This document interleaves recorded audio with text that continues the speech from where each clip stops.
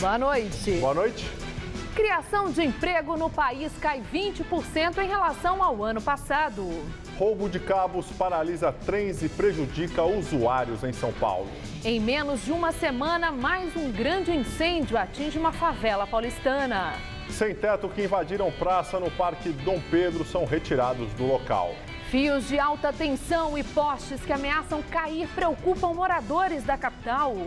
10 países árabes unem-se aos Estados Unidos contra os terroristas do Estado Islâmico.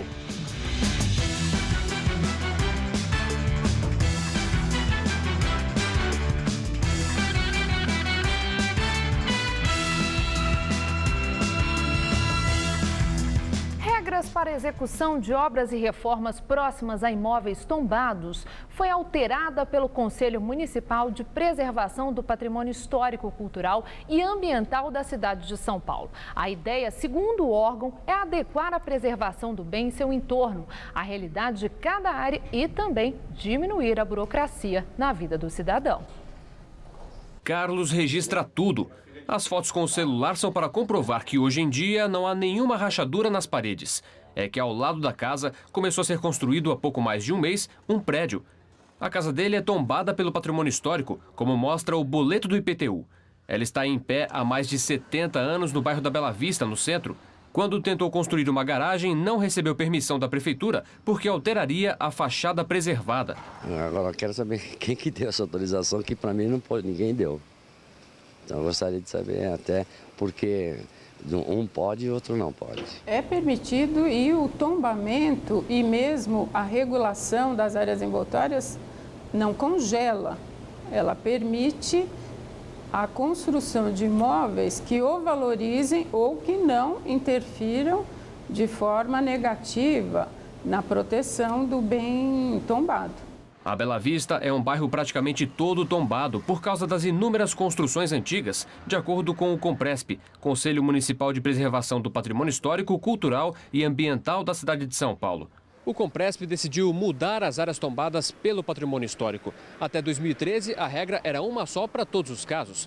Num raio de 300 metros do imóvel tombado, não era permitido construir ou reformar em nenhum imóvel vizinho. Agora, cada caso vai ser analisado individualmente. No caso deste colégio, por exemplo, no bairro de Higienópolis, ficou decidido que apenas o imóvel é considerado tombado pelo patrimônio histórico e não os imóveis vizinhos. A mudança nas regras foi explicada pela diretora do Departamento do Patrimônio Histórico. Elas buscam substituir um traçado, um círculo genérico de 300 metros em volta do bem tombado por uma regulação específica que permita ao munícipe saber quais as regras para ele transformar o seu imóvel.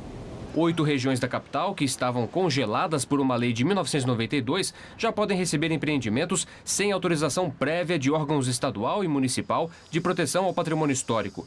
Com isso, cai a necessidade de uma construtora ter que pedir licenciamento à prefeitura antes de iniciar a obra próxima de um imóvel tombado. Há riscos de um bem tombado ser engolido, pelas construções modernas, nesse bairro que ele está tombado ali, e que pode ser que ele fique sozinho? Depende. A maioria dos bens tombados, principalmente os localizados em áreas centrais, já foram engolidos pela verticalização. Porém, quando o bairro ainda mantém áreas horizontais, áreas baixas, que podem ainda proteger visualmente os conjuntos urbanos e os monumentos, nós definimos regras para que isso aconteça. Prefeitura de São Paulo retira cerca de 190 pessoas que viviam em barracos em uma praça no Parque Dom Pedro, no centro da cidade. A saída das famílias que viviam no local há pelo menos um ano foi pacífica. As construções irregulares foram montadas em torno de uma tenda que já funcionou como centro de convivência para moradores de rua. O grupo foi transferido para 2 hotéis da região. A iniciativa tem como objetivo driblar a resistência de algumas famílias em situação de rua que não aceitam ir para albergues porque querem ficar juntas. Nas novas moradias, o grupo será responsável pela limpeza dos quartos e pela alimentação. Em contrapartida, os adultos precisarão fazer cursos profissionalizantes e buscar emprego. Assassino do cartunista Glauco é indiciado por outros crimes em Goiás. Carlos Eduardo Sandfeld, o Cadu, foi indiciado pelo latrocínio, que é o roubo seguido de morte de um estudante, a tentativa de latrocínio contra um agente prisional, receptação e porte ilegal de arma de fogo. A polícia de Goiás já encaminhou os inquéritos à justiça. Em 2010, Cadu confessou ter assassinado o cartunista Glauco e o filho dele, mas foi absolvido, pois foi considerado inimputável pela justiça. Caso a justiça aceite as denúncias de agora, poderão ser solicitados novos laudos médicos para avaliar se Cadu tem transtornos mentais. Ele foi preso em flagrante após os 2 crimes e continua detido preventivamente em Goiânia. Rompimento de barragem em Minas. Ao menos 8 pessoas ficaram soterradas, 5 foram resgatadas com vida e 2 operários morreram. Um trabalhador continua desaparecido. Funcionários que trabalhavam no local, caminhões e tratores foram soterrados. O Ministério Público de Minas Gerais abriu um inquérito para apurar as causas do acidente. O rompimento da barragem na mina da empresa Herculano Mineração aconteceu na manhã de ontem. A mineradora, localizada a 55 quilômetros de Belo Horizonte, foi interditada por tempo indeterminado. Fios soltos, pendurados e postes em más condições não têm endereço certo em São Paulo. Por toda a cidade é possível encontrá-los atrapalhando a circulação e também causando acidentes. O que muita gente não sabe é que uma lei de 2005 determina que a distribuidora de energia, a AES Eletropaulo, promova o enterramento de 250 quilômetros dessa fiação por ano. Minhas mãos já alcançam os fios, mesmo eu tendo 1,70 de altura. Por sorte, esses fios são de telefonia e não de eletricidade. Os postes aqui, segundo os moradores, têm mais de 20 anos, alguns completamente tomados por cupins. São postes de madeira no Jardim Lucélia, região do Grajaú, no extremo sul da capital. Este está torto, com a base danificada e sem sustentação. Fica em frente à casa do Saulo. É extremamente complicado, né? Tenho 4 filhas pequenas, praticamente de colo, e a gente fica temeroso, né? Nesta outra rua do mesmo bairro, o poste de madeira também não aguenta mais tantos fios. O meu medo também é dar um incêndio, alguma coisa, atingir a casa, né? A gente tem urgência que troque logo esse poste aí. Meu quarto fica do lado dos fios. Nós chamamos a Eletropaulo esteve no local, verificou, constatou que esse poste está prestes a cair, só que falaram que não é responsabilidade deles. Disseram que é responsabilidade da Ilume, Departamento de Iluminação Pública. Eu liguei na Ilume, a Ilume veio no local, verificou, fez as fotos, depois me respondeu que não é responsabilidade deles, que era responsabilidade da companhia telefônica. Aí eu liguei na telefônica e falaram, não é nosso o poste é da Eletropaulo. Mas o Jardim Lucélia não é o único lugar a ter fios soltos ou pendurados nos postes. Estas imagens feitas com um celular são da Zona Leste, de perto da Avenida Aricanduva. Mais irregularidades no cruzamento das ruas Catequese e Pirajussara, no Butantã, zona oeste da cidade. O poste está torto. Ao longo das 2 ruas, o pedestre passa bem perto da fiação. Nem um pouco segura, né? Faz já um tempo que tá assim. Os postes são compartilhados por concessionárias de energia, telefonia, TV a cabo, iluminação pública e carregam até fiação dos semáforos. São elas que têm a obrigação de instalar e fazer a manutenção. Somente a concessionária de energia elétrica AES Eletropaulo possui uma extensão de mais de 22 mil quilômetros de cabos em toda a rede na capital paulista. A empresa diz que faz manutenções periodicamente. O Corpo de Bombeiros diz que os fios só caem e se rompem por problemas externos, como quedas de árvores, batidas de veículos, além de sobrecarga de energia e incêndios. Segundo a corporação, até o final de julho deste ano, foram registradas 190 quedas de árvores em todo o estado de São Paulo, sendo 63 só na capital. Em 2013, foram 1.044 casos, 351 deles na capital. Até o ano passado, as concessionárias tinham apenas 3 mil quilômetros de redes subterrâneas, com os cabos enterrados no solo. Solução para o emaranhado de fios nos postes. Em São Paulo, ruas como Oscar Freire e Avenida Paulista possuem o sistema. A ampliação só não acontece devido ao custo da obra, que seria 16 vezes mais cara do que as das redes aéreas convencionais, que não agradam a população. Na minha opinião, é uma coisa que arrisca bastante a vida do cidadão passando na cidade. E para a paisagem da cidade? Eu acho que ficou uma paisagem feia, né? Então, a Eletropaulo afirma que caso a população encontre fios soltos, independentemente de serem ou não de energia, deve entrar em contato pelo telefone 0800 727 2196. Amanhã foi difícil para o paulistano, que depende dos trens. Um roubo de cabos prejudicou a circulação das composições na linha 11 Coral, que liga a região de Mogi das Cruzes ao centro de São Paulo. Foram furtados 80 metros de fios de alta tensão.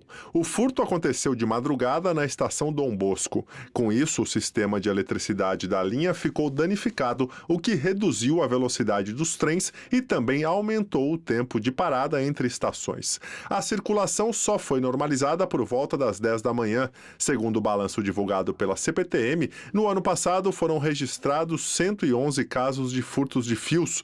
No total, foram levados 8.325 metros de cabos. Neste ano, incluindo a ocorrência de hoje, foram 63 casos de furto de fios.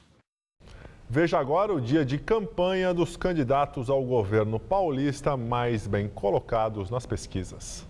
O candidato à reeleição pelo PSDB, o governador Geraldo Alckmin, visitou as obras do novo hospital especializado em traumas no Alto de Pinheiros.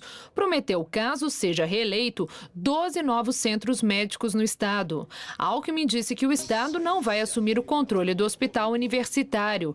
A proposta da USP era uma tentativa de diminuir os gastos em meio à grave crise financeira que enfrenta. Alckmin afirmou que não há condições de o governo estadual se responsabilizar pelo hospital. Paulo Scaff, do PMDB, também passou o dia na capital. Foi até o Instituto Biológico e depois fez corpo a corpo com eleitores no mercado municipal. Alexandre Padilha, do PT, visitou a região do ABC. Em São Bernardo do Campo, fez campanha na frente de 2 fábricas. E segundo o Datafolha, no maior colégio eleitoral do país, Marina Silva, do PSB, aparece em primeiro lugar. Segundo o levantamento no estado de São Paulo, Marina Silva aparece com 40% das intenções de voto. Candidata à reeleição pelo PT, a presidente Dilma Rousseff tem 26%. Em terceiro vem o tucano Aécio Neves com 16%. Em relação ao último levantamento, Marina e Aécio oscilaram dentro da margem de erro, que é de 2 pontos percentuais. Dilma subiu 3 pontos percentuais. Na simulação de segundo turno, Marina Silva venceria a eleição, levando em conta somente os eleitores paulistas. Ela aparece com 57%, Dilma com 32%. A pesquisa está registrada no Tribunal Superior Eleitoral. E veja como foi o dia de campanha dos candidatos à presidência mais bem colocados nas pesquisas. Marina Silva, do PSB, esteve no Rio de Janeiro. De manhã, participou de sabatina do jornal O Globo e disse que o PT colocou o diretor para assaltar cofres da Petrobras, numa referência a Paulo Roberto Costa, preso na Operação Lava Jato. Sobre denúncias de que empresas fantasmas teriam pago o avião em que morreu Eduardo Campos, ela disse querer a verdade, doa a quem doer. À tarde, Marina participou de um ato público no Clube de Engenharia. Aécio Neves, do PSDB, esteve em Montes Claros, Minas Gerais. Fez caminhada e carreata. Criticou ataques da campanha do PT contra Marina Silva. Disse que não faz ataques pessoais e não entra em vale tudo para vencer a eleição. No começo da tarde, Aécio respondeu ao tweet de Marina, que o acusou de fazer o mesmo trabalho de desconstrução que o PT, com os mesmos argumentos usados contra Lula. Aécio disse que está fazendo debate político e não desconstruindo a imagem da candidata. Em outro tweet, respondeu que Marina passou mais de 20 anos no PT e que não deveria se sentir ofendida por sua trajetória política. A presidente Dilma Rousseff, candidata à reeleição pelo PT, se encontrou com reitores de 54 universidades federais no Palácio da Alvorada. Os reitores entregaram um manifesto de apoio à sua candidatura. À tarde, deu entrevista coletiva e respondeu às acusações de Marina em relação ao PT. Dilma disse que a adversária fez uma afirmação leviana e inconsequente. que Marina não honra sua trajetória de 27 anos no partido e age por conveniências pessoais. E agora vamos ao comentário de política com José Neumann e Pinto.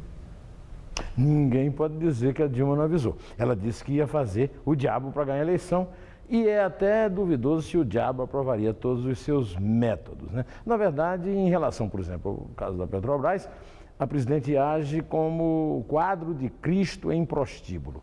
A tudo assistiu, mas nada percebeu. Afinal, ela foi ministra de Minas e Energia, presidente do Conselho de Administração da Petrobras, chefe da Casa Civil, e não viu a roubalheira na Petrobras.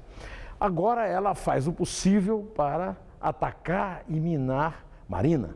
Nisso, ela tem tido uma boa ajuda do Aécio. O Aécio é neto do Tancredo. Tem uma história ótima do Tancredo, que disse que um sujeito chegou para ele e falou assim: olha, governador, a imprensa está me perturbando muito, me perguntando se eu vou ser seu secretário. Não, o Tancredo disse imediatamente: diga que foi convidado e não aceitou. Aécio não foi convidado para o governo Marina, mas já recusou o ministério, antes de Marina ganhar a eleição e fazer-lhe o convite. Aécio entra, então ele soma os seus 4 minutos no horário, com mais os 12, são 16 da Dilma, e a Marina fica com 2 para responder. Nem sempre responde à altura, porque parece que a Marina também, ela veste aquela personalidade de Madre Teresa de Calcutá que nada a atinge. De fato, ela tem resistido a esse bombardeio pesado de forma surpreendente e inesperada, deixando claro, já que ela continua ali empatada com a Dilma, que a eleição será decidida entre o voto do Basta, que não será do Aécio, será só da Marina, e o voto da Bolsa, porque já está provado que aquela história que o PT tinha 30% do eleitorado, se esfumou. Na verdade, essa percentagem que está segurando o voto firme da Dilma é a percentagem das famílias que dependem do Bolsa Família. Eu não diria que todas as famílias que dependem do Bolsa Família votarão na Dilma, mas certamente quase a totalidade sim, com medo de que qualquer outro presidente acabe com essa moleza, não é verdade? Pois é, temos aí um fim de semana pela frente, terça eu volto aqui direto ao assunto e espero você, hein? Até lá, hein? O Datafolha divulgou agora há pouco pesquisa da corrida ao Senado. José Serra aparece em primeiro com 34% das intenções de voto. Em segundo vem Eduardo Suplicy, do PT, com 31%. E Gilberto Kassab, do PSD, está em terceiro com 9%. A pesquisa foi registrada no Tribunal Superior Eleitoral. Ana Luísa, do PSTU, tem 2%. Marlene Campos Machado, do PTB, também tem 2%. Fernando Lucas, do PRP, e Cacá Vera, do PV, tem 1% cada um. Os demais candidatos não pontuaram. Brancos e nulos somam 9%. Não sabem 10%. O levantamento foi feito nos dias 8 e 9. Foram entrevistados 2.046 eleitores. A margem de erro é de 2 pontos percentuais para mais ou para menos. Após um mês de investigações, a Casa Civil informou hoje que identificou o servidor que alterou os perfis dos jornalistas Carlos Alberto Sardenberg e Miriam Leitão na enciclopédia virtual Wikipedia. Segundo o sindicância, as críticas aos jornalistas foram feitas pelo servidor Luiz Alberto Marques Vieira Filho, a partir de um computador conectado à rede do Palácio do Planalto.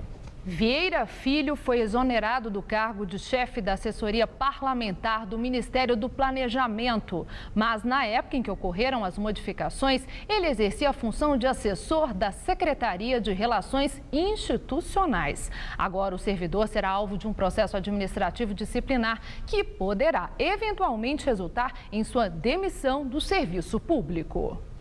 Depois de passar por um processo de restauro, o órgão da Igreja de Santa Cecília voltará a ser tocado esta noite. O instrumento musical tem 101 anos. No alto do coro, o instrumento centenário soa afinadíssimo. Foram quase 2 anos para restaurar o órgão de 1.200 tubos, fabricado na Alemanha em 1913. Com a reforma, o instrumento ganhou um novo timbre. Além da flauta, o som do trompete. Daniel, o artesão responsável pelo restauro, conta que por ser este um órgão compacto, foi difícil trabalhar nele. Ele foi projetado bem compactado por causa do espaço aqui do coro. E dificulta bastante até o acesso para afinar os tubos. Na hora da harmonização e da afinação, dificultou muito nessa parte, né? Antes do restauro, o órgão ficou parado, sem funcionar, durante 20 anos. Além do desgaste natural do tempo, foi alvo de cupins e de um desastre. Uma tempestade nos anos de 1990 revirou as telhas da igreja e a chuva forte atingiu em cheio o instrumento musical. Desde 2007 que a paróquia de Santa Cecília tentava juntar o dinheiro para recuperar o órgão. Os R$500 mil necessários foram arrecadados por meio da Lei Rouanet, que oferece desconto no imposto para empresas interessadas em patrocinar a cultura. Esta tarde, durante o ensaio, o maestro Marcelo Giannini, que vai comandar o recital, se encantou com as notas do velho instrumento. Eu achei maravilhoso, superou minhas expectativas. Eu não esperava uma coisa assim tão bela. E o resultado do trabalho que eles fizeram é realmente excelente.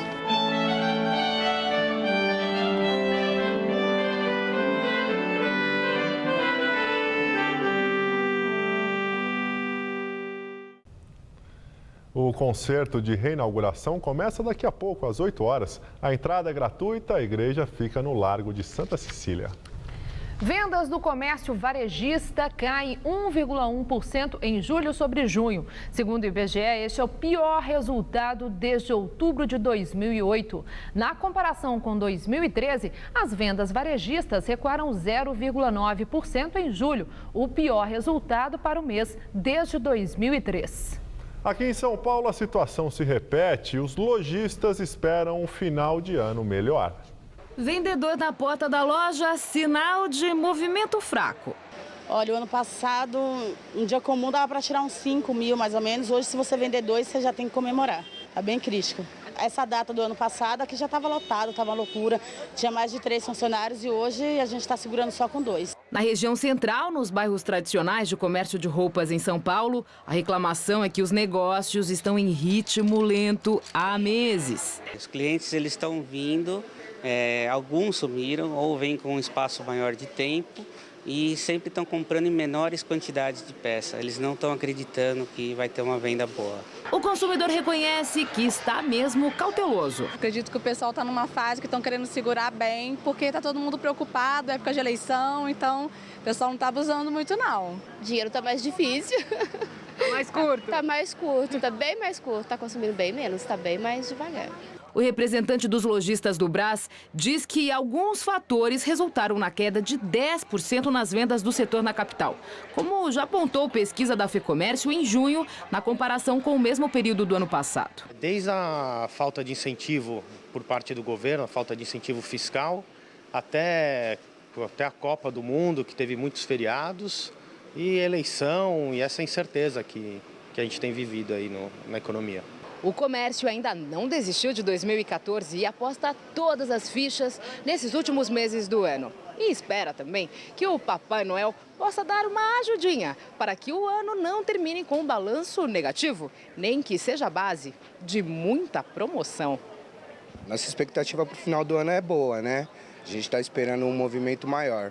Mas por enquanto a gente tem trabalhado com oferta, né? É o que tem ajudado nas nossas vendas. No Bom Retiro, são muitas as vitrines que mostram preços especiais e já tem até modelos de verão. É receita do varejo para atrair a clientela e não perder o ano. A gente espera, com muito trabalho, com muitas coisas, muitas campanhas, com marketing grande, agressivo, a gente espera crescer e pelo menos trabalhar nos níveis que a gente trabalhou o ano passado.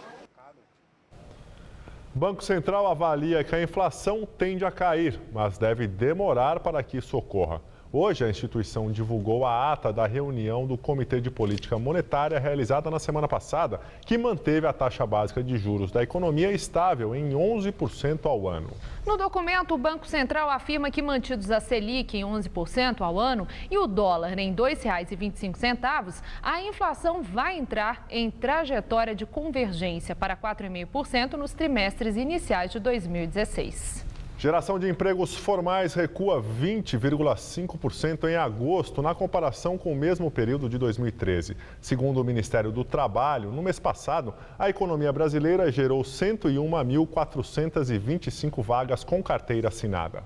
De janeiro a agosto deste ano, foram criados 751 mil empregos formais, queda de 31,6% frente ao mesmo período do ano passado.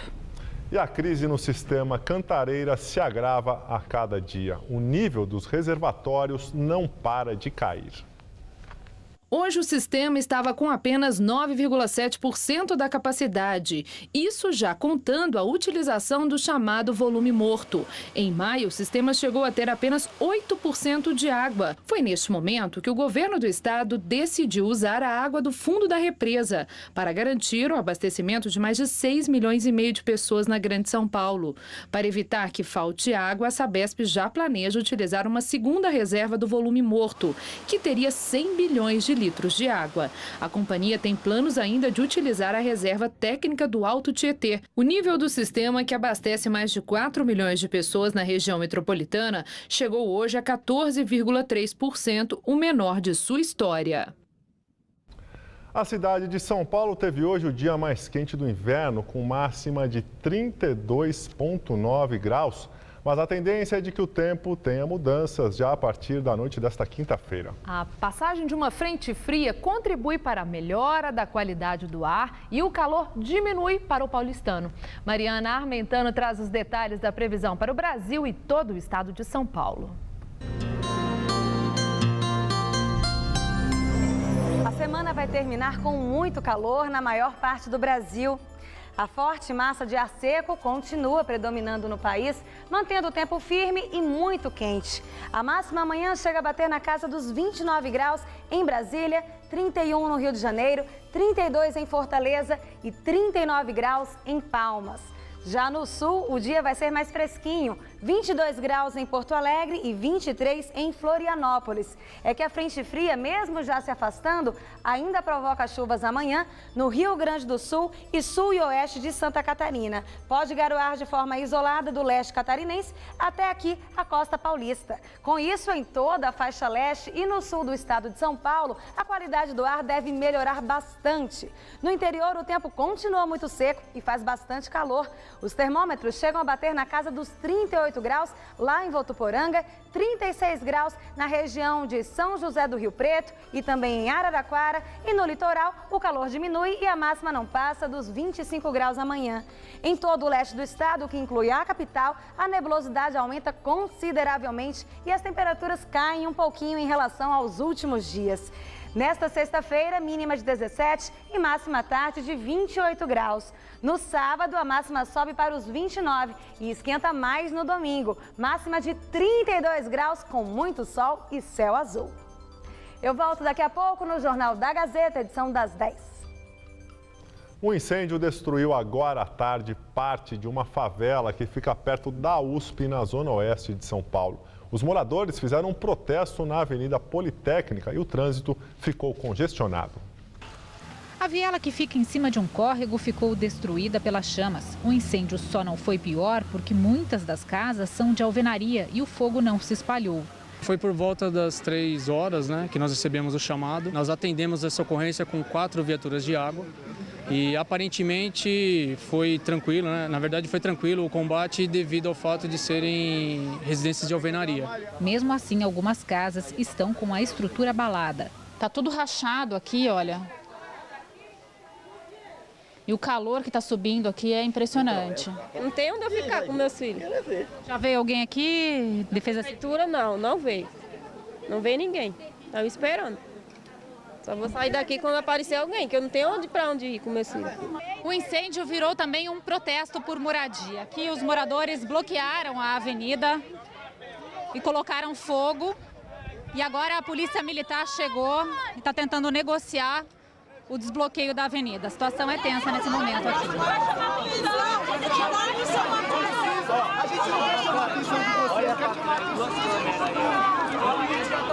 A Avenida Escola Politécnica ficou fechada por quase 2 horas. Depois de uma negociação com os manifestantes, os bombeiros conseguiram apagar o fogo e liberar a via. Perdeu o quê? Tudo de quarto. Roupa, guarda-roupa, televisão, tudo. Eu tenho aqui, ó, uma criança de 10 meses, uma de 12 anos, a outra de 7 anos. Para onde eu vou? Para onde muitas mães que perdeu suas casas, vai, que só saiu igual eu e meus filhos, só com a roupa do corpo. A favela Ponta da Praia fica em um terreno particular invadido em 2002. São cerca de 500 famílias. Este teria sido o 4º incêndio no local. Os moradores reivindicam a desapropriação da área para a construção de moradias populares. Bancos da Escócia afirmam que vão mudar suas sedes para Londres, se plebiscito decidir pela separação da Grã-Bretanha. Os bancos RBS e Lloyds anunciaram que pretendem transferir suas sedes para Londres, temendo as consequências fiscais, legais e monetárias da eventual separação da Escócia. O referendo acontece dentro de 8 dias e as pesquisas mostram um empate técnico entre os votos a favor e contra a separação. Em Barcelona, na Espanha, centenas de milhares de pessoas participaram de uma manifestação exigindo o direito de votar sobre a independência da Catalunha. 2 das principais avenidas da cidade ficaram completamente tomadas. O governo regional da Catalunha convocou um referendo para o dia 9 de novembro, mas o governo de Madrid considera a votação ilegal. E agora vamos ao comentário de política internacional com João Batista Natali. E vamos falar justamente da Catalunha. Ela é uma das 17 regiões autônomas da Espanha, mas tem gente que quer ser muito mais do que isso. Querem virar um país independente. Barcelona viveu hoje um dia glorioso para os separatistas. 2 avenidas que formam a letra V receberam centenas de milhares de manifestantes que marcharam na direção de uma praça central. Hoje é o Dia Nacional da Catalunha. Os catalães comemoram os 300 anos do fim do cerco a Barcelona, que definiu a longa guerra pela sucessão do trono da Espanha. O espanhol Filipe V derrotou o príncipe austríaco. Existe hoje um nacionalismo catalão muito forte. Embora todos saibam falar o castelhano, é em catalão que as pessoas conversam nas ruas e os jornais, os sites da internet e as emissoras de rádio e televisão são quase todos em idioma catalão. A Catalunha tem 7,5 milhões de habitantes, menos de 1/5 da população espanhola. Mas, apesar da crise, é uma região muito rica, com um belo parque industrial. E tem uma renda per capita igual à dos ingleses. O presidente do governo regional, que é uma espécie de governador, é um republicano que se opõe à monarquia chefiada em Madrid pelo rei Filipe VI. Os separatistas querem que o referendo seja convocado para o dia 9 de novembro. Eles podem se beneficiar da independência da Escócia, caso seja essa a decisão dos escoceses na semana que vem. Mas eu acho tudo isso meio esquisito. A unidade espanhola é uma das mais antigas da Europa. Ela nasceu no final do século XV com a união das coroas de Aragão e de Castela. E vejam também que curioso, os catalães não participaram da luta armada contra a ditadura do caudilho Francisco Franco, que morreu há 40 anos. Quem resistiu à ditadura foi o País Basco. É claro que qualquer nacionalismo é respeitável, mas o governo central de Madrid não quer saber de referendo ou de independência da Catalunha. E tudo deve ficar por isso mesmo. É assim que o mundo gira. Boa noite. 10 países árabes se unem aos Estados Unidos na luta contra o grupo terrorista Estado Islâmico. Depois de uma reunião com o secretário americano de Estado John Kerry, Arábia Saudita, Bahrein, Emirados Árabes, Kuwait, Catar, Omã, Egito, Iraque, Jordânia e Líbano se declararam unidos contra a ameaça do terror na região em todas as formas, incluindo o Estado Islâmico. A reunião aconteceu um dia depois de o presidente Barack Obama anunciar o plano de combate que prevê novos ataques aéreos no Iraque, consultoria militar e envio de armas para rebeldes na Síria, além de reforço de ajuda humanitária às minorias sunitas. A Rússia e o governo sírio do ditador Bashar al-Assad advertiram que qualquer ataque americano contra o Estado Islâmico na Síria, sem autorização da ONU, será tratado como agressão. Os Estados Unidos relembram o 13º aniversário dos ataques de 11 de setembro. Na capital Washington, o presidente Barack Obama e a mulher Michelle prestaram homenagem à frente dos funcionários da Casa Branca. O presidente foi também ao memorial do Pentágono para a cerimônia dos familiares das 184 vítimas do ataque com um avião. Na Pensilvânia, foi observado o ritual de leitura dos nomes das 40 pessoas que estavam no jato da United Airlines, sequestrado e derrubado pelos terroristas. A Bolsa de Valores de Nova York também fez um minuto de silêncio pela memória das quase 3.000 pessoas mortas nos ataques de 11 de setembro. E tropas americanas lembraram os ataques terroristas em Bagram, no Afeganistão. E agora as notícias do esporte com Estela Gontijo e Celso Cardoso. São Paulo vence e se aproxima do líder Cruzeiro. A diferença agora é de 4 pontos. Mas o Cruzeiro ainda joga hoje, Celso Cardoso. Joga sim, Estela, e pode restabelecer a diferença anterior, que era de 7 pontos, caso, claro, vença o Bahia logo mais 8h30 da noite no estádio do Mineirão, em Belo Horizonte. Também hoje jogam, na verdade, neste momento, Corinthians e Atlético Mineiro na Arena Corinthians, aqui na capital paulista. Por enquanto, 0-0. Sobre o São Paulo, o time comandado por Muricy Ramalho conseguiu uma bela vitória sobre o Botafogo em jogo de 6 gols. O São Paulo enfrentou o Botafogo no estádio Mané Garrincha, em Brasília. Depois de jogada de Michel Bastos pela esquerda, Allan Kardec mandou para o fundo das redes e abriu o placar, 1-0. Mas o Botafogo reagiu em jogadas de bola parada e conseguiu a virada primeiro com Zeballos, que aproveitou o rebote de Rogério Ceni após escanteio. E depois com André Bahia de cabeça, mais uma vez após escanteio, 2-1 para o Botafogo. O tricolor paulista empatou a partida com Souza, que marcou aproveitando o rebote de Andrei, e chegou à virada após passe de Alexandre Pato para Souza, ele de novo marcar 3-2. O São Paulo ainda conseguiu ampliar com uma jogada de contra-ataque. Pato recebeu de Osvaldo e deu números finais à partida. Placar final, São Paulo 4, Botafogo 2. O Palmeiras recebeu o Criciúma no Pacaembu. O único gol da partida foi marcado por Cristaldo já no fim do jogo. O argentino aproveitou uma falha da defesa e mandou a bola para o gol. 1-0 placar final. O Santos foi encarar o Sport em Pernambuco e saiu na frente. Thiago Ribeiro recebeu a bola, fez bela jogada individual e chutou para o fundo das redes, 1-0.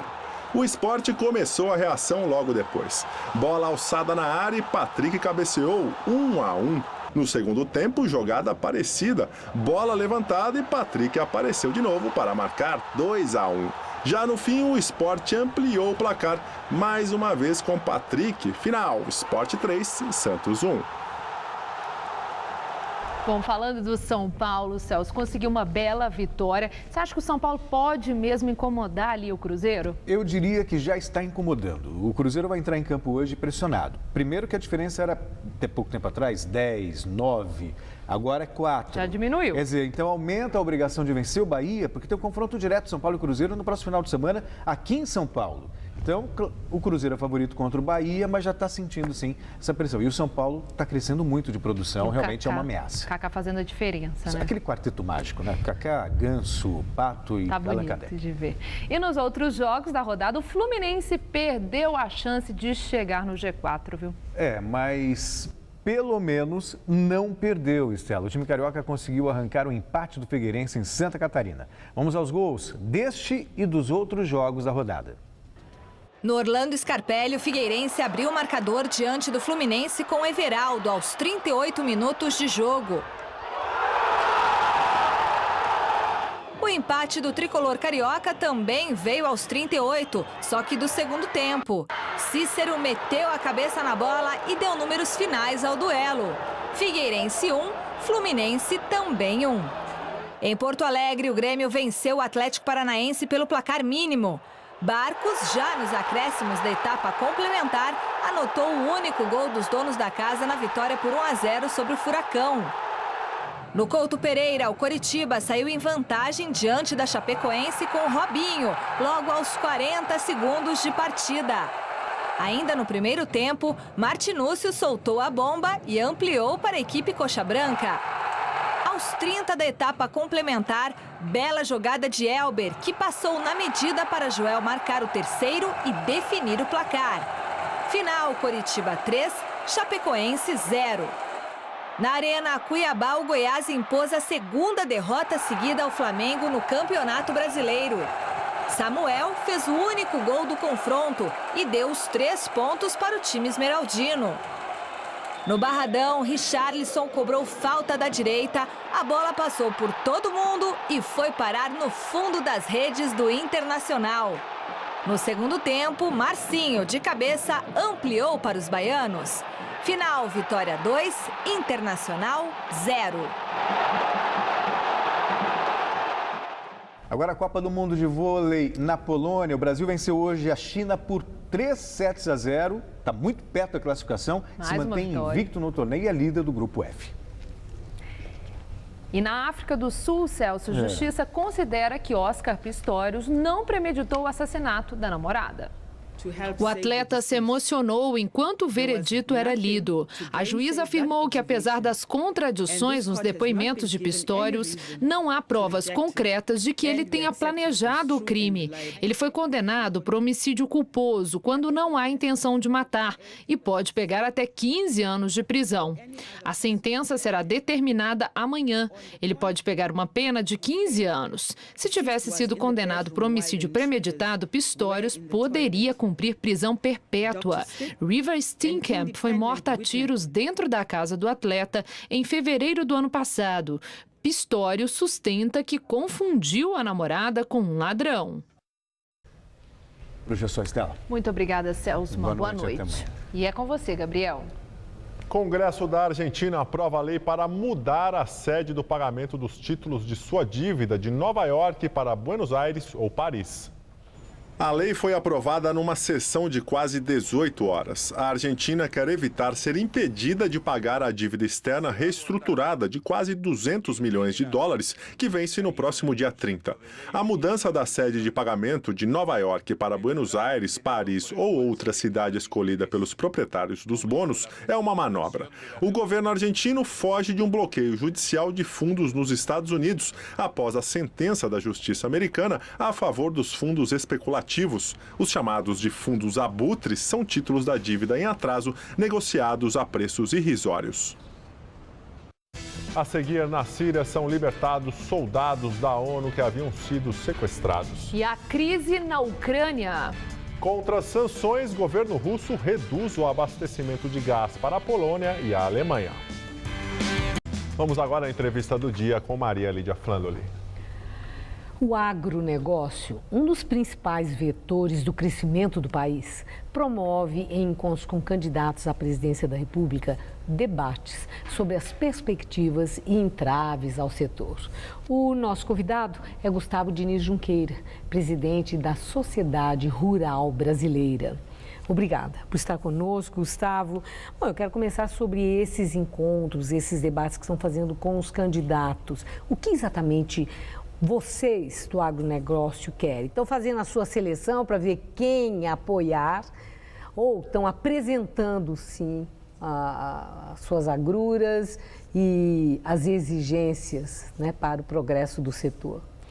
Maria Lídia, primeiro, obrigado. Acho que nós estamos muito preocupados com como é que o Brasil vai crescer. Acho que a gente veio num crescimento no agronegócio à margem do Estado, ou seja, foi feito por indivíduos e por empresas, só que agora o Brasil precisa se juntar, ou seja, a sociedade civil precisa trabalhar junto com o governo. E é isso que nós estamos muito preocupados com todos os candidatos, para que eles tenham essa mesma visão, que eles possam, ou seja, colocar em prática algo que já está acontecendo na sociedade, não vir com ideias novas que não estão condizente com o que a gente está buscando. Então, acho que essa série de conversas estão indo nessa linha e nós tivemos várias com todos os candidatos.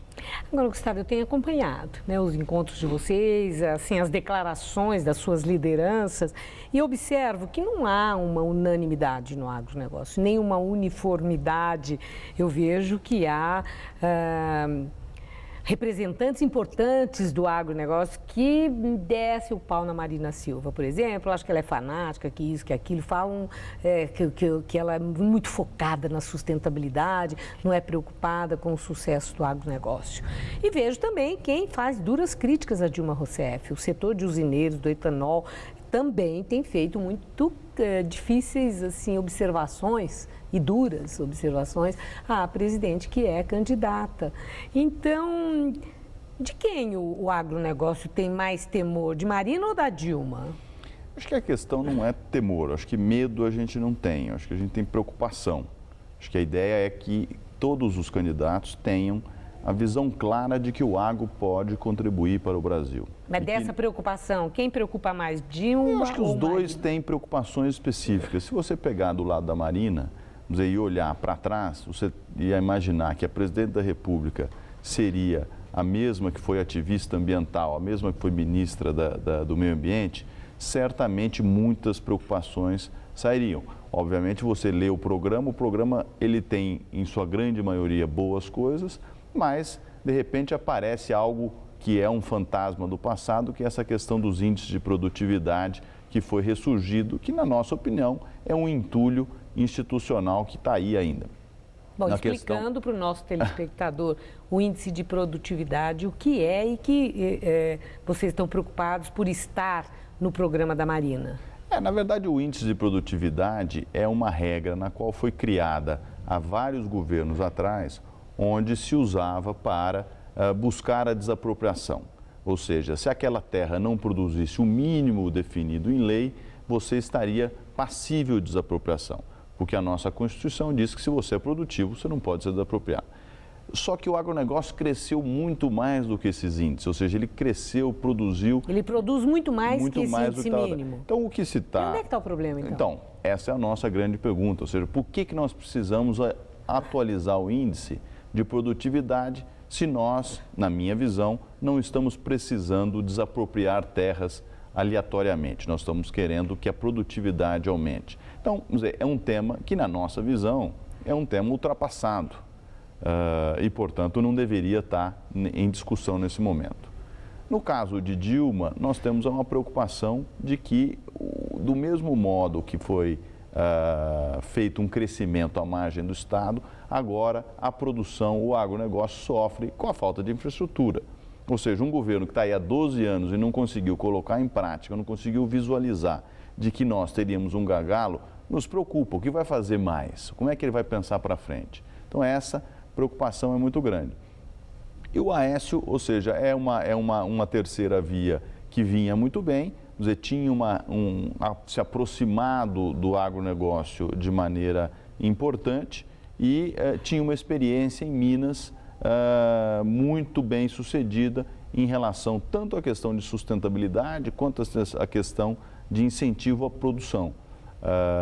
Agora, temos que ver como é que esses candidatos vão se performar. A nossa obrigação é que eles nos entendam. Falando em obrigação, então o agronegócio apresenta aos candidatos os seus pleitos, né? Aquilo que entende ser importante para o sucesso do agronegócio, que é muito importante para a vida do país. E do lado de vocês, a contrapartida, vocês se comprometem também na garantia do respeito ao meio ambiente, a não serem predadores, aquela coisa toda que a turma do Verde cobra tanto e com razão?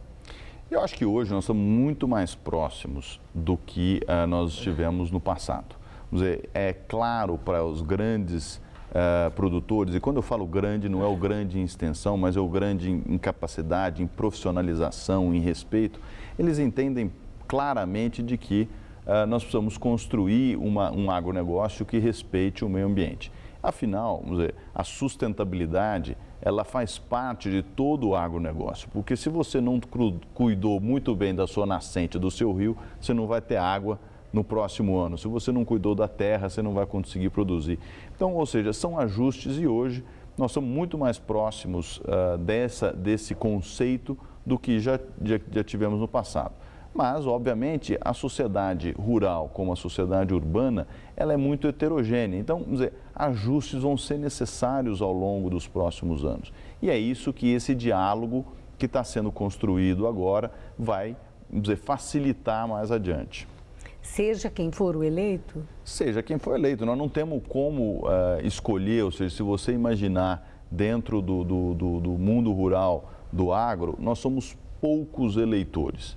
E o que nos cabe é mostrar que nós temos um papel importantíssimo, fundamental no desenvolvimento do Brasil.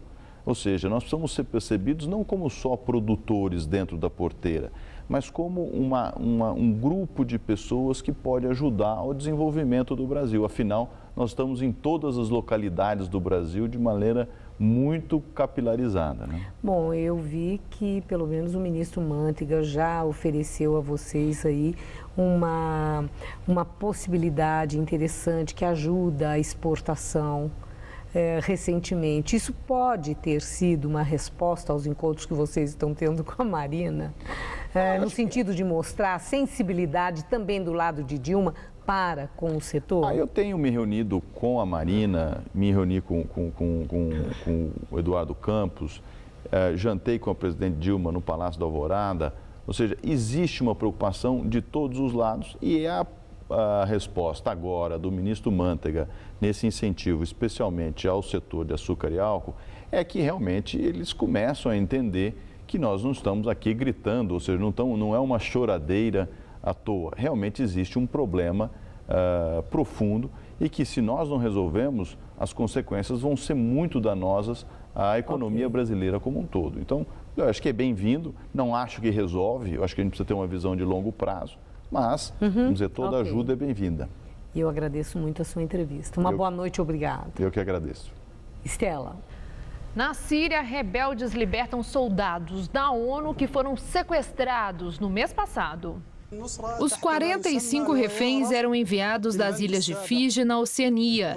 Em vídeo divulgado pela facção ligada à Al-Qaeda, eles aparecem em boas condições e afirmaram que não foram maltratados nas 2 semanas em que ficaram em cativeiro. De acordo com o chefe das Forças Armadas de Fiji, os rebeldes não estabeleceram condições para libertar o grupo. Quando foram sequestrados, os soldados estavam em uma área neutra da ONU, nas colinas de Golã, fronteira com Israel. A OTAN afirma que a Rússia ainda tem cerca de 1.000 soldados dentro da Ucrânia. A Aliança Militar do Ocidente reconhece que houve uma redução de tropas russas na região, mas teme que a permanência dos soldados ameace o frágil cessar-fogo adotado na semana passada. A União Europeia e os Estados Unidos vão colocar em vigor novas sanções contra os russos a partir de sexta-feira. As sanções podem ser revistas se o cessar-fogo se mantiver. A Rússia reduziu seu abastecimento de gás para a Polônia e a Alemanha, sinalizando que pretende usar o gás para responder às sanções da União Europeia. 1/3 do abastecimento de gás da Europa vem da Rússia.